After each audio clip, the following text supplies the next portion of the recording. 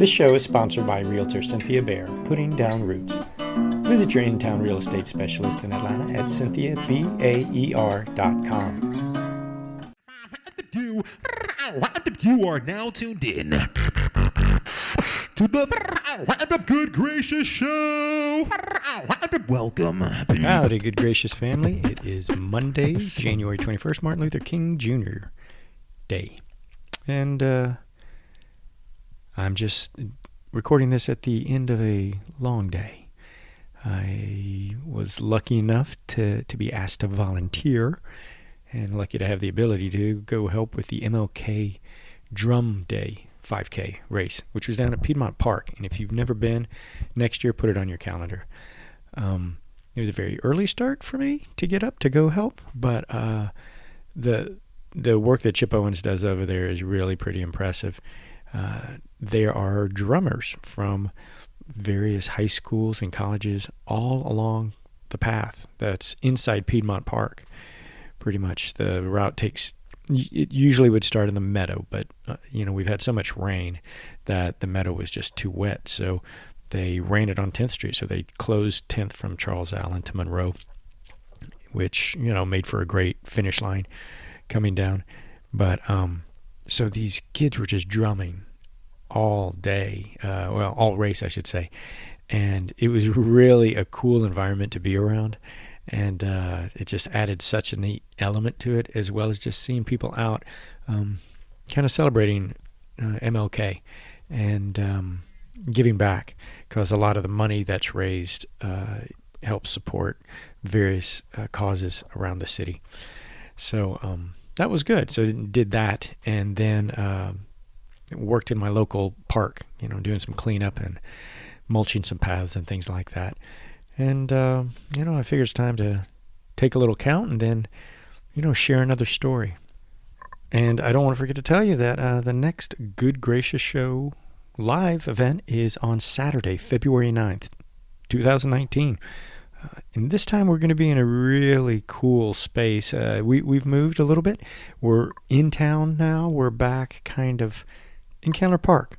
So anyway, our local church, this historic church, has been in the neighborhood forever. They just finished remodeling, and they've got a beautiful building, and they've got a real eye towards how the arts inspire the soul. And fortunately, we're going to do a show there and see how people like that feeling. So you can find info, obviously, on the website, but get your tickets now. I think it's going to be a real special evening.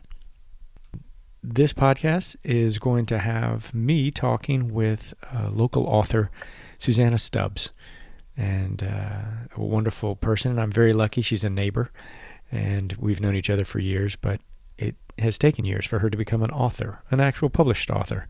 So I hope you enjoy her tale.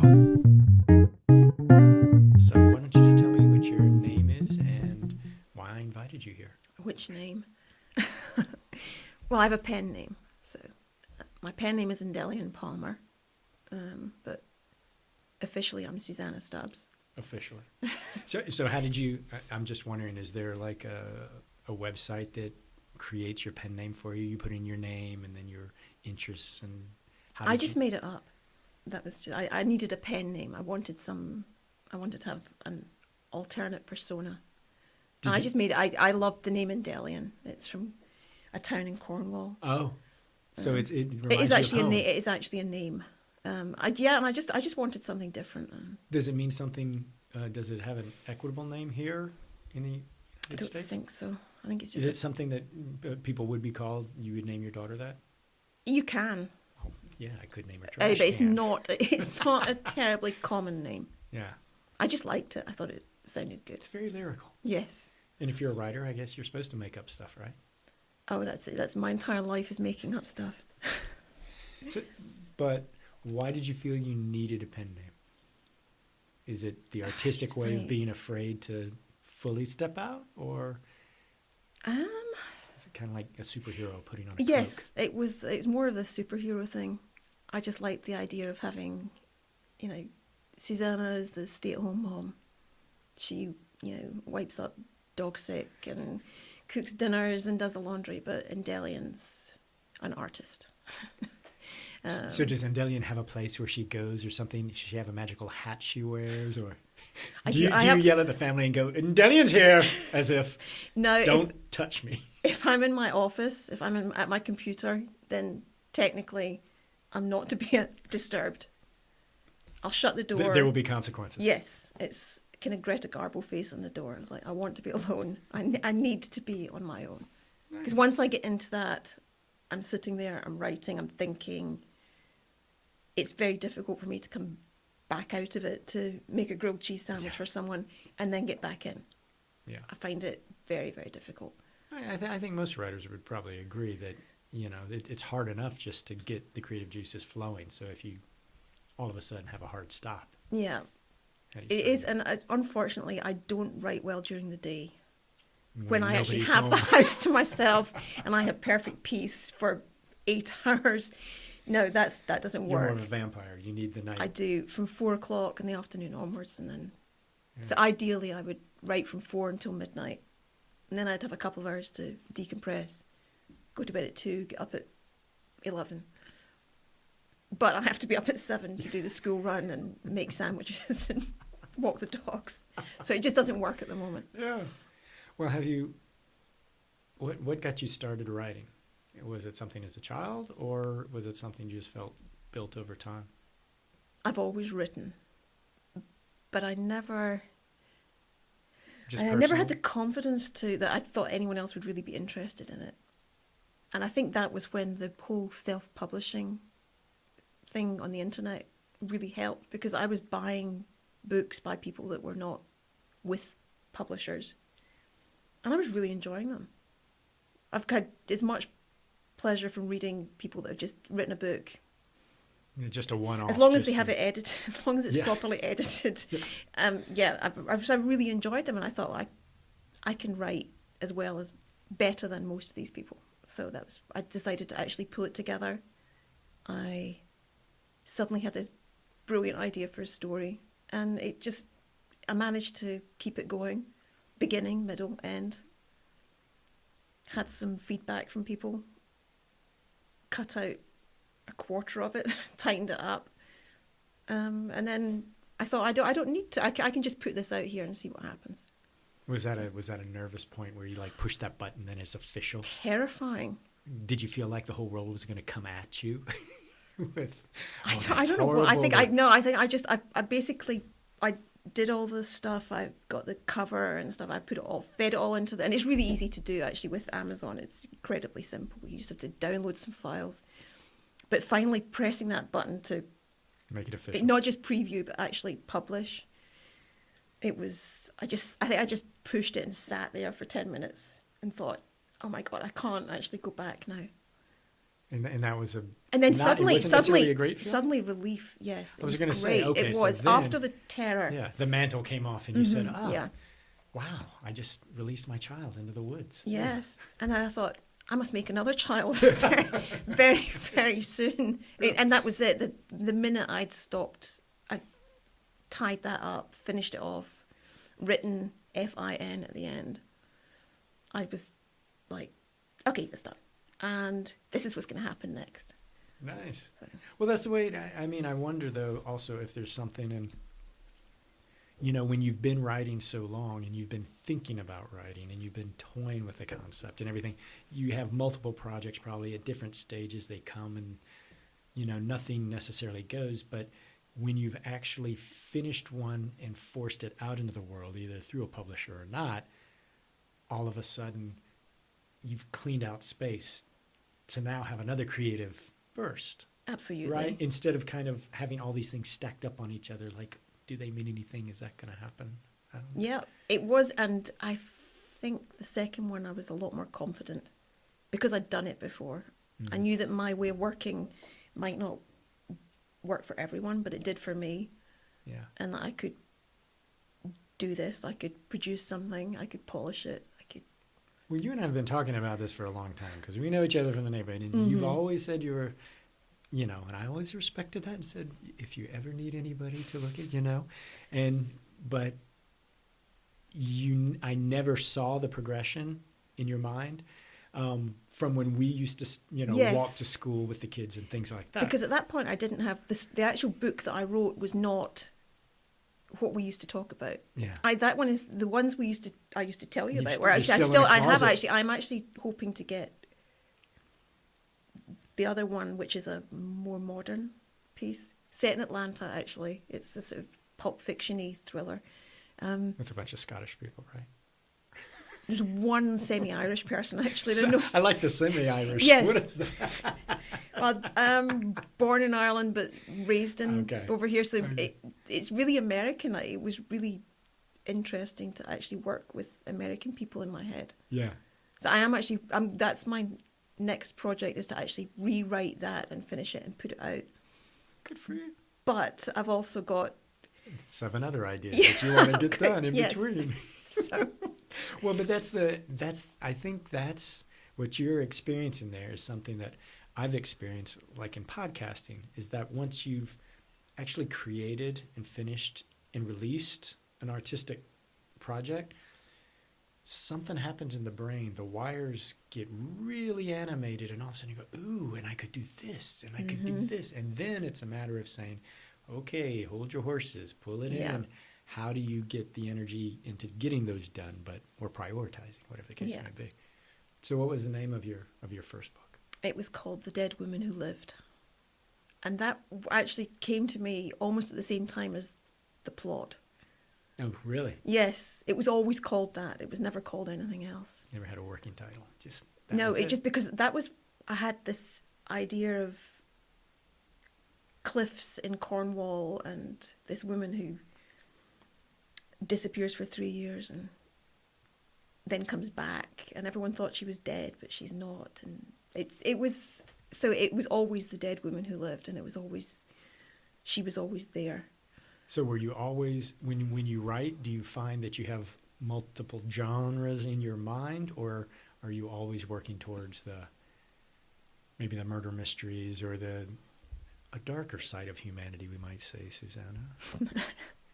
I'm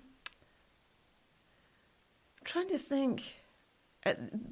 The easiest ones for me to write are the Golden Age period murder mysteries, which are probably not quite as psychologically deep. But they're fun. They are fun, and I've always loved doing jigsaw puzzles. To me, it's like a jigsaw puzzle. Yeah.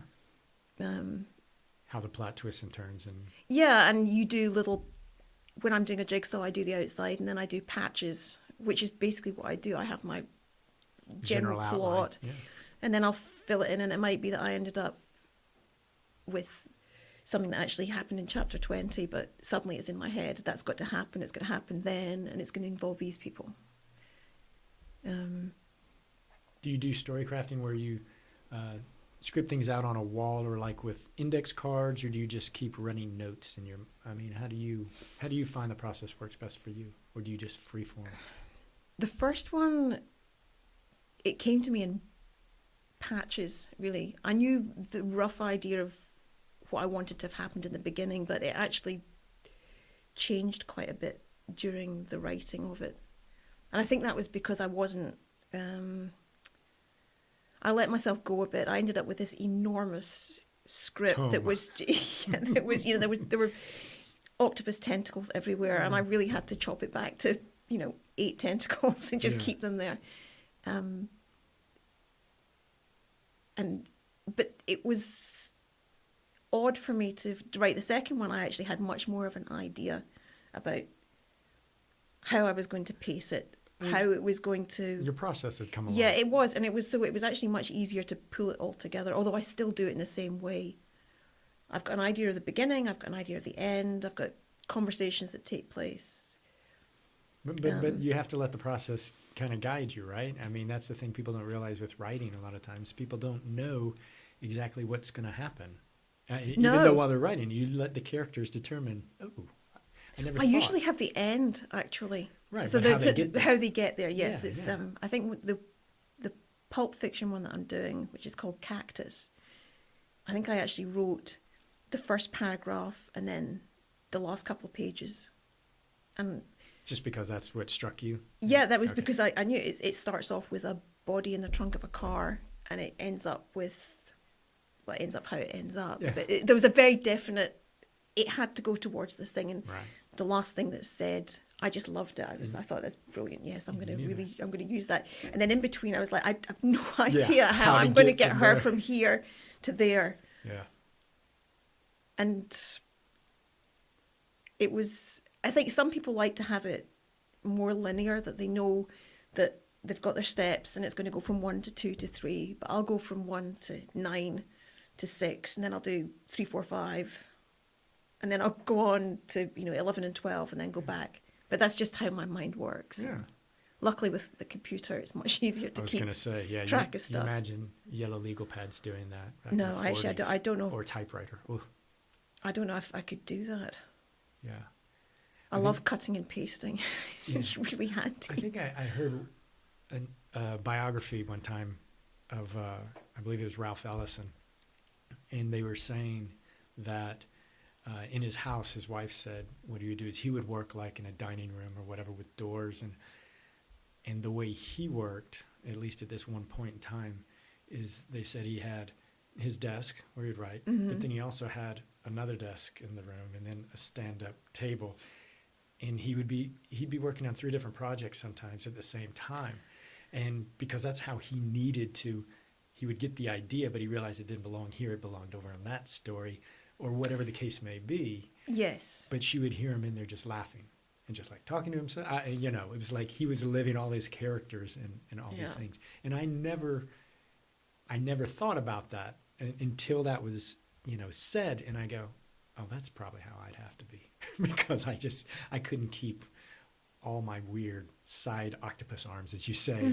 I would know that doesn't belong here, but oh, it's so great. I got to put it somewhere. It is, and it's. So I have files for little snippets of conversation that I've had in my head with. Turn a phrase. You just want to be able to use it. Or a description of something, or just a simple idea. Yeah. And yes, sometimes it doesn't fit into one, but it would fit into something else. Like the body in the trunk of the car did not fit into a 1925 murder mystery. Not as easily. Um, That is funny. Well, the thing I enjoyed about reading your Dead Woman Who Lived was your perspective, your voice, not just as a writer, but also from not being from the United States. So all the phrases that I really didn't understand a lot sometimes. I have heard that quite a bit. And I went, oh, that's such a beautiful phrase. And it sounds so nice, but I know it's really painful. It's really meant as a stab. I go, ooh, I wish I could remember these. But, I'd say it and nobody would understand it except for you. So it wouldn't work so well. No, I frequently use phrases that people stand and look at me and go, what? Yeah. And my family do it as well. Oh, yeah. Well, Violet will sit in the car and die laughing at something I've said. but is it just, it's just perfectly natural for you, right? Yeah, You grew yeah, up hearing it's- these, turn of Well, phrases. I don't know. Some of them I think is just because I've read so many books that I pick things You up. pick them up, yeah. Yeah. And you take them as gospel, and so you use them because, Yeah, hey, I why love them wouldn't because you? they're good. They're descriptive. They're Right. Slightly unusual. But I did have a lot of people say that they had to turn to the dictionary a couple of times when they were reading the book, and I thought I was really surprised. The first person that said that, I thought they were joking. I was like, no, it's all just plain language. Yeah. Like, no, Yeah. it wasn't. Right. I So- can pronounce the word, I just don't know what it means. So writing the Cactus has been different because they're Americans. I've had to really Strip out some of that? Or? yes. And then the other thing that I'm working on at the moment, talking about having like 3 different things going, is this young adult fantasy novel, but it is set in Britain. You're back to your comfort zone. Yes, but it's to do with younger people. So Violet read it and she said, no, she said it's good. I can hear that they're British, but they sound a little bit too old. Yeah, because you don't live Yeah. there anymore and you're not hearing what the common parlance so is. that's going to be one of the things for finishing that off will be actually, making sure that they actually Tweaking sound it. modern and Yeah. Well, that's got to be difficult. I mean, how do you research that exactly? Do you just do a lot of web searching? I think I'm going watching to have to videos and read stuff? a lot of. There's a lot of young adult fiction out there. So No, but if you're talking about modern teenagers, I would think you could go on YouTube and just start just scanning through and listening to. yeah, I think Because that there's maybe so many people, yes. so many kids now are just throwing themselves out in the world. hmm I think it brought maybe watch some TV and stuff Yeah. if it doesn't drive me mad. Yeah. I think that's a little late. So how have you found the process from that first button push that put the book out there? Do you now feel super confident and this is a pretty easy package to... No, I'm actually just getting ready to put the second one out. It should be out this weekend. And I'm just as terrified as I was the first time. Maybe I know it'll be slightly easier to actually feed all the stuff in, but I'm still absolutely terrified. And I know that once I've done it and it's out there and I'm waiting for Amazon to put it up, I'll have my 15 minutes of absolute, Euphoria. sweat-drenched terror. And then I'll have the euphoria. Yeah. And then I'll think, research for the next one. That's what actually I love. Being able to sit in bed in my pajamas and read things and say that it's work. Yeah. That's the only reason anybody becomes a writer, so that they can say, I'm working. Wherever I am, I'm it's working. wonderful. I've got a pile of books by my bed that are... You've got to pour through. Yeah, I'm terrible. I go on to online book sales and end up with, 15 packages arriving in the next week. And do you consider them research for a specific book? Are you actually reading books of a certain genre or on certain subject matters that you think help feed the story? Yes, Oh. some of them. Yeah, and some of them are just trash, aren't they? Oh my God, I love trash. I do. I read. I probably don't read as many good books as I should. None of us do. But at the moment, I mean, what have I been reading? I've been reading a lot of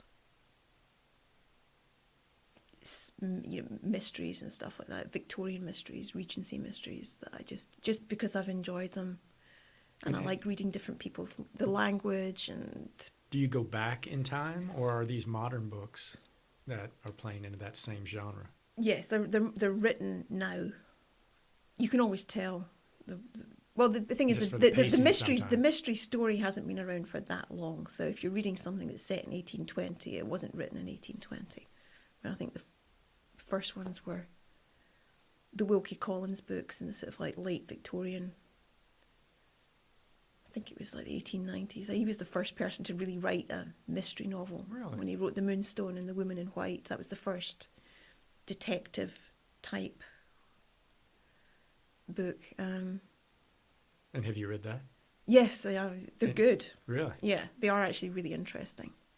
And do you think it's, and then I wonder if this is, kind of leads into something more, that the reason it wasn't done is because the publishing was so challenging at the time, and whatever was considered, what was acceptable that you could read, everybody kind of fell in line, and this person kind Well, of that's the end of the Victorian era, so I don't know about over here, but I think in Britain, society had its, what you could and couldn't do. So you read good books, You're not talking about the darker impulses. No. I mean, obviously people were writing, I don't know, Frankenstein and Dracula and stuff, but those people were not, these people were on the, Well, they were marginalised, they were not considered to be nice people. Right, but also those stories that we think of as Gothic usually are kind of removed. They're more philosophically dark. And, Yeah. they're not saying, oh, yeah, the guy next door, he stabbed his wife. That's... Yeah, and it's, I suppose, the whole rise of fiction for everyone. It was, people didn't just pick up cheap paperbacks. Everything was, they were expensive, and until, I suppose, libraries started stocking more books that were not considered to be improving and good for morals. Right. And so what's your plan now? So you got one about to release. You're still working on at least one. Now you got a YA and Cactus. Yeah, so I've got plus the third in the Alistair Carr series, which I've actually already plotted out. I can't stop myself from thinking about him. So it's the same detective. Yeah.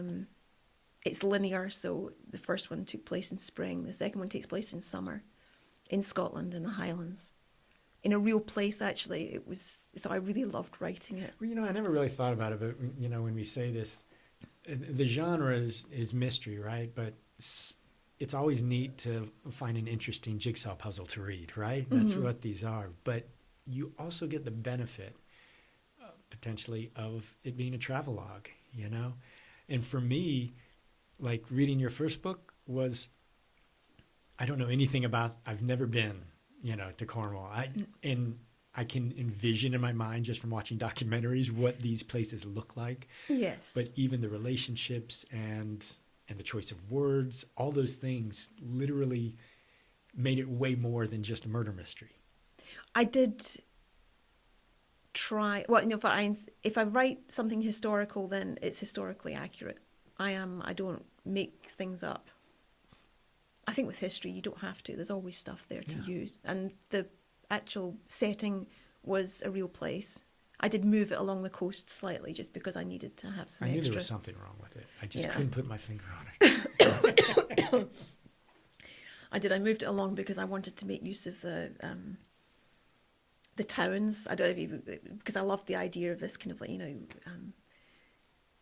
the sea and the waste, not wasteland, but the isolation, isolation of the heather and yes, it's kind of Hitchcockian. And it's great, and it is like that. You can walk along the cliffs there, and that's what it's like. So, and I found some really great books. Daphne du Maurier. Oh, she's incredible. Yeah, well, she actually wrote a book called Vanishing Cornwall, which was about, the Cornwall that she knew and loved being overtaken by modern life. That was really good because I got a lot of interesting historical bits from that. The stuff about tin mining and stuff, that's all accurate. So I do try and paint it as accurately as I can. But she loved Cornwall. I mean, she was passionate about it. She wrote Rebecca, didn't she? She did, and The Birds, and my cousin Rachel. Yeah. Oh yeah. Jamaica Inn, and they're all set. Yeah. In Cornwall. That's interesting. I didn't know that about her. That's interesting. Rebecca is all actually that's set on her husband's family's estate. The actual house is all, and I think she divorced him and had to move out, and it broke her heart. Wow, I mean, just to think about what Hitchcock wouldn't have had without her. I mean, it's pretty serious. She's got that great atmosphere. Yeah. Yeah. I do love her books. They are really. My cousin Rachel's a really disturbing book. When you read it, it's so unsettling. And I don't know if I've ever seen that. I know I haven't read it, but I didn't think about it. Maybe that's part of what I was enjoying is that I love those old movies and those old Joan Fontaine and Olivia de Havilland. Yeah, or you throw in a Cary Grant every now and then. It's not bad, but that's this kind of feeling, that's the atmosphere you created, in your book. I felt I didn't know it at the time, but now that we talk about this, I'm like, oh yeah, that's what it was. Really nice to hear because I really did try to make it. I tried to make it seem as if it had been written then. Yeah. So I am careful with my language. If you read contemporary fiction from then, people don't talk about the hats that people were wearing or extravagant details of their dresses and things like that because everyone wore a hat. Ladies always wore gloves. You don't have to say she put on her gloves, she put on her hat because everyone did. Yeah, it was part of life. Yes. Yeah. So, and I actually got that from a modern author that I really like called Clara Benson, who does these really delightful period mysteries. And she always said that she tried to write it as if she was living it at that point. So there's no extravagant detail. It's just that it's accepted that if you have a car, it goes at 20 miles an hour. You're not getting anywhere fast. Right. That's important to remember. Just because it's a car. But it was. But there are actually some books that I really enjoyed, set just after the war, the First World War. Someone that had been at the front, mentally has problems, but whenever he gets in his car, the thing goes at 75 miles an hour. He makes these enormous journeys in an hour and a half, and infuriates me every single time. You might as well just have a helicopter, right? He or might, a jetpack. it was because, and then I spoke to my father because he got into these books afterwards, and he said, "Did you notice how short a time it took him to get from Edinburgh to Glencoe?" And I was like, "Oh, don't, please." It drives me. Every single book is the same thing, and I can't believe no one's pointed it out to this person. That is funny. That's good stuff, though. It's good that you're paying attention. You make it authentic so that people don't get distracted from your action, from being in the story. Yes, because it does, and that actually ruined those books for me. Right, because you want to tell people, oh, it's awesome, but you know what? There's just going to be these things you're going to have to ignore because, they're horrible. But I find that it's actually it's not difficult for me to write that. It's actually more difficult for me to write modern stuff that doesn't come out sounding like Agatha Christie just kind of, sat there and spouted something. What, you feel like you've got the older voice stuck in your head? I think just because I've read so much of those books, read so many of those books and so much of that literature. Yeah. So the writing the modern stuff actually is more of a challenge for me. But it's fun. I get to beat people up and use some you get to be a little more, appallingly violent scenes. It's the Pulp Fiction is what you really want. Yeah, which is that was actually a lot of fun to write. I discovered that I could write. Think we've unleashed a beast here. Yeah, I got a feeling. Well, I was talking to someone and they said, I really loved the first book. He said, but I kept waiting for the sex and the violence. And I said, well, it's fine. I said, I've got a new one coming out soon and you're going to love it because it's full of sex and violence. But that's not... It wasn't period specific. It wasn't proper. They didn't. Yeah. That didn't happen. Right. It was... but you do... It's hinted at a little. I was going to say, there's romance because people did have relationships. They did. But that's also real life. Yeah, exactly. For the most part.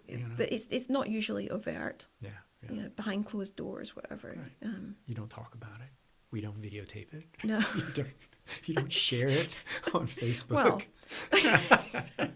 yeah. Depending on your business model, of course. It's all up to you. So Rights the Cactus is definitely... That's the one my daughter wants to read. And I said, no. I don't think I could actually face you over the breakfast table if I knew you'd read that. One day you'll be able to. Yeah. You will have. But of course, she and all her friends are dying. They don't want to read the other one. They're just like, no, we want to read Cactus. That's the one, yeah. So. You're making it forbidden fruit. That's the problem. As a parent, you can't do that. Mm-hmm. You say, oh, I've got this great. I know, and I ballet really shoes. Yeah. I'm not going to read that. Actually, that's what I was researching yesterday. Was darning point shoes for ballet. I must have felt something in the room. Yeah, finally, because the third one takes place as a European ballet company in London. So I'm reading Theatre Reminiscences of Tamara Karsavina, who was a 1920s ballet dancer from Russia. So it'll have a very artistic bent for a lot this of people. one. Well, it's. I love the idea of the theatre. Well, it's rife with all kinds of history and mystery. Ballet, especially at that point as well, with all the ballet Russe and stuff. The kind of interesting things that were going on. Yeah. Well, have you readjusted your thinking? Obviously, you felt more comfortable self-publishing and putting it out there. But have you thought maybe I would like to go a more traditional route at some point, or do you feel like? No, I am going to send the next manuscript off. So you feel like it's building confidence in a process so that... Yeah. I think I just wanted to... When I finished the first one, I knew that I had to just put it out. I had to overcome my fear about being laughed at or people saying that it was awful. And not really caring. That's the key. You've got to get to the point as an artist where you just don't care. No. I think I think my writing is good. I think it'll get better. I do think the second one is better than the first. I think it's just more confident. And so I just believed in myself more. So how do you choose where you go publishing wise with this? Do you just know there's certain folks that kind of fall in line with your style? Yeah, there are certain publishing houses that do that, specialize in that kind of book. So it's just I've got a list. I'll just start sending it off. And And we all know that there have been thousands of writers who've been rejected Oh, countless millions of yes, times. exactly. And then one day it just works. Oh, so you never know. Exactly. I was talking about this with someone, and they were talking about the Harry Potter books, and she was turned down by everyone until this tiny publishing house that He's very wealthy now. yeah, I think there must be people out there that lost their jobs over that one. Why did you not see the possibilities in this book? Right. And I've read books that have been published that I haven't really enjoyed, and I've read books that haven't been published that people have put out there that I have thought were great. Yeah. So you find your own thing. There's so much out there. There's so much music. There's so much television. There's so many books that you have to choose what interests you most. Yeah. I just don't have enough time to do everything. I don't watch huge amount of television because I don't have time to sit and watch. You've got a very passionate hobby though too, so that kind of helps. Yeah. But but here's the thing. So, you're I don't even know how to say this. It used to be you'd be a gentleman farmer. Yes. You're a gentlewoman author. Well, I'm lucky that I can be. Yeah, Yes. you're lucky that you have a situation where you can pursue your artistic thing without being fully challenged about keeping the lights on or making sure you have meds. Absolutely. So that's a good spot to be in for sure. But how do you, or do you even consider yourself? So what is the business of your writing? Once you've written the book, you put it out there, and you feel that. Do you feel like you need to go back and find ways to market it and push it more? You know what I'm saying? I have to do that. I know that I do, and it's the thing I hate doing. I'm It's awful. the business I'm of off the the business Yeah. side of it. The creative side is not a problem. Yeah. I think I've got most so artists many. feel that way. Yes, exactly. I've Let- got so many people in my head, so many conversations to come out, so many. I have conversations with myself all the time in different characters. I'm sure people that see me walking the dog in the morning are like, God, she's doing it again. But it's great. You go out for an hour and come back with a complete conversation between 2 or 3 people, and it's amazing. Do you ever record it, like on your phone or anything? No. No, you don't go hate that way. listening to myself. Oh, you're going to love this then. I know. No, I'll. I can't remember that. That's my problem, is that I'll hear those turns of phrases and often I'll go, ooh, and then I forget it by the time. I'm getting better. No, I'll do it, and then I'll come back and I'll run upstairs and write it out. I mean, I've burnt more food in the last year than I've ever done before, because I'll be cooking something, I'll be caramelizing onions, and I'll think, oh my God, it's amazing. That's exactly what she would do, and I'll race upstairs and I'll do that, and then by the time I've done that, I think, well, then he would say this, and then before I know it, there's a fire alarm going off. Exactly, The neighbors are knocking on your door. yeah, and someone's kind of going, Yeah. do I smell burning? Yeah. You need to maybe you just need to have little notepads all over the house, in different Well, places. I have a notepad in my in my bag. I've got one by my bed. It still doesn't matter. You It's can because always find it. Yes. And you're at home. And it's just that I can't just write 3 sentences. It carries on. Yeah. But then that's the fun. That's the passion. yes. part. And then you go back the next day and think, sometimes you just think, oh, absolute garbage, and I burnt a perfectly good dinner for that. Or you think, it was worth it. It was worth it. The cheese toasties were great after all, and it's a really good scene. Or I can write huge amounts in a day, and sometimes it's great, and sometimes it's awful, and then other times it'll be painful.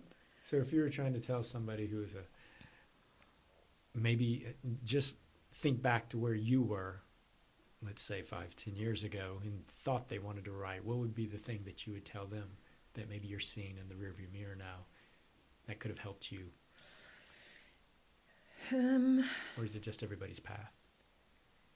Well, I've had several people have asked me how I write, and then I've said, how do you read? Yeah, exactly.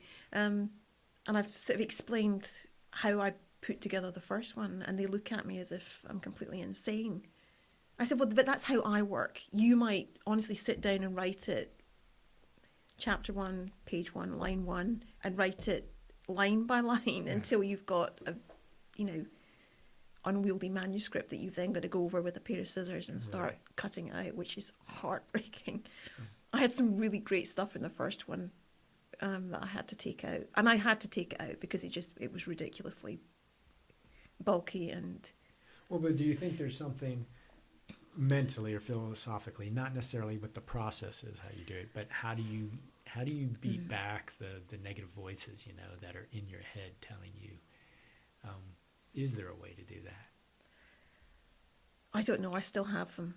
There's still the voices. I think sometimes you've just got to, maybe you just find the right path to go down. It's the right project to really spark your imagination and the will to sit there hunched over a computer for 6 hours because you have to. Yeah, you're drawn. I don't know, you're poisoning someone and you're just determined that their fingers are going to be at the right angle when they're clutching their throat in their death throes.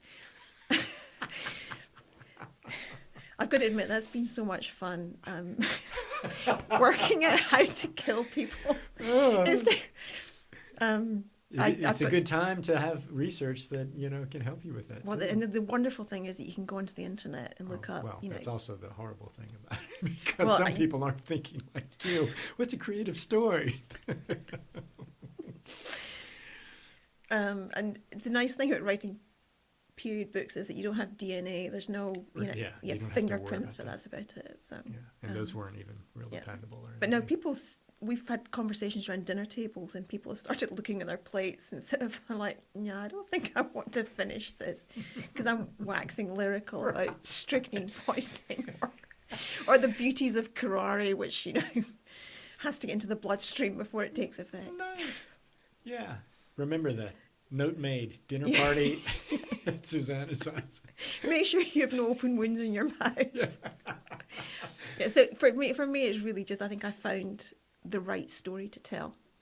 And and now that I know that I can do it, it's easier to tell those stories, and I know that I can adapt, try different ways.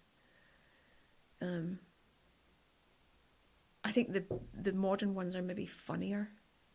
I like the idea of making them, people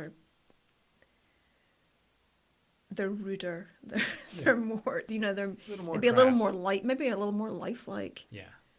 And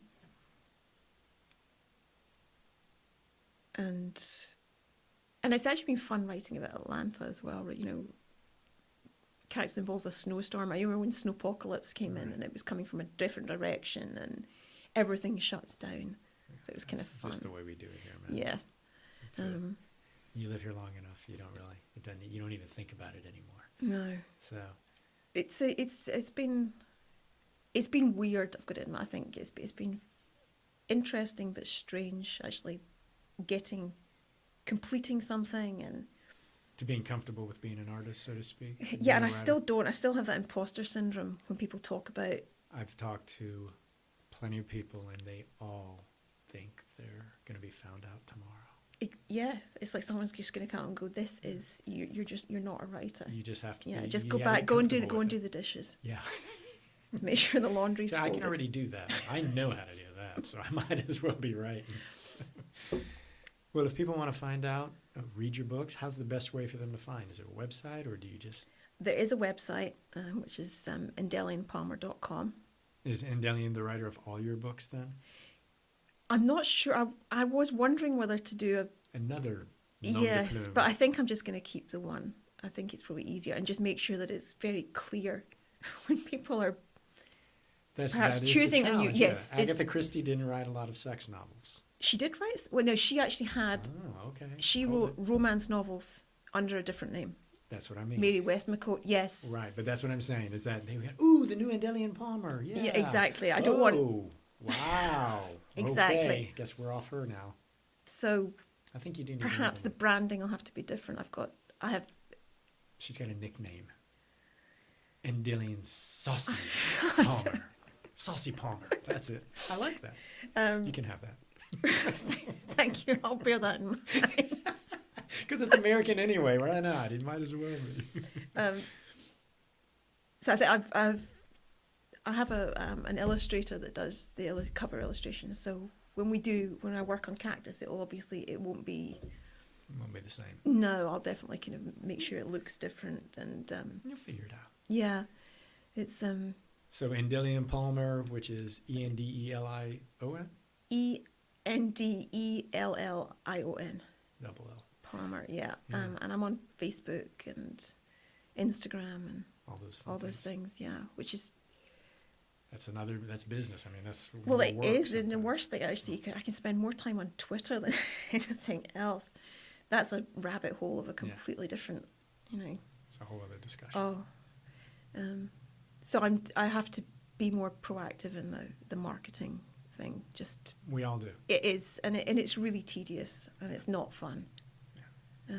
Not a lot of people would disagree with you there. That's Yeah. for sure. So I'm trying to work out the ways of best doing that without spending inordinate amounts of time Yeah. on it.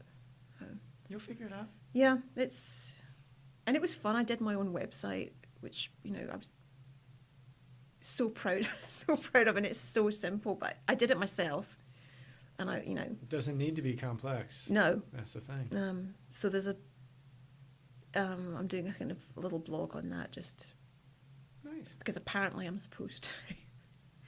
And it's weird, but someone's like, no, you have to have an online presence. And I said, okay, Yeah. I'll grudgingly do that. Well, and a lot of people, they do it without an online presence. Somehow they survive. Yes, but it is kind of fun as well, and I follow people. I like going on to find out what people are doing,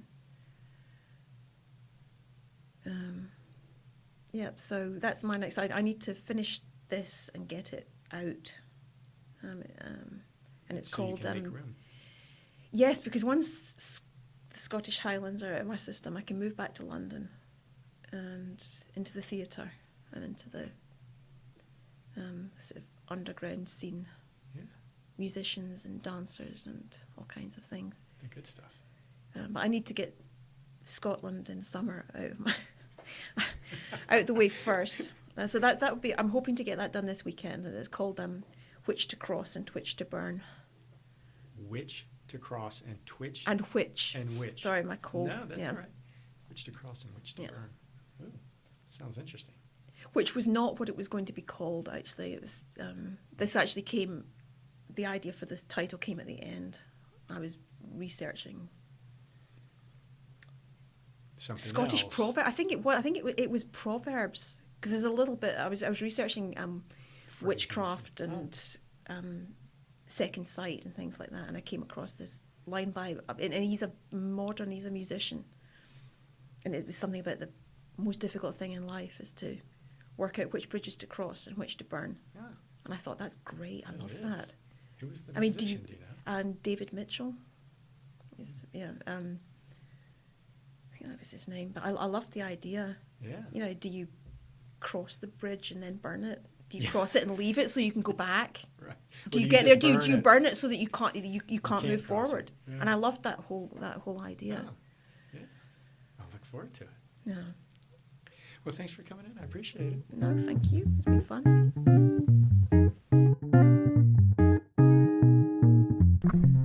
Well, that's it for another Good Gracious Show podcast. Hope you enjoyed it. You can dig deeper into it.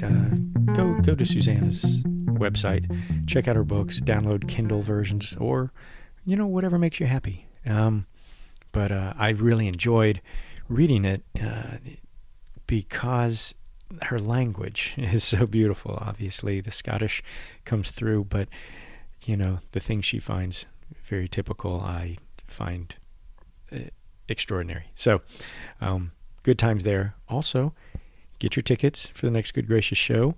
And if you want to listen to past episodes, rifle through the website, goodgracioushow.com, and you can find hundreds of them, as well as lots of other stories you may never have imagined going on in Atlanta. You can go through all the social media, do all that stuff, sign up for our newsletter, and, just enjoy the creative South. It really is a warm and wonderful place. So until next week, be a good neighbor, hug someone, and we'll see you soon.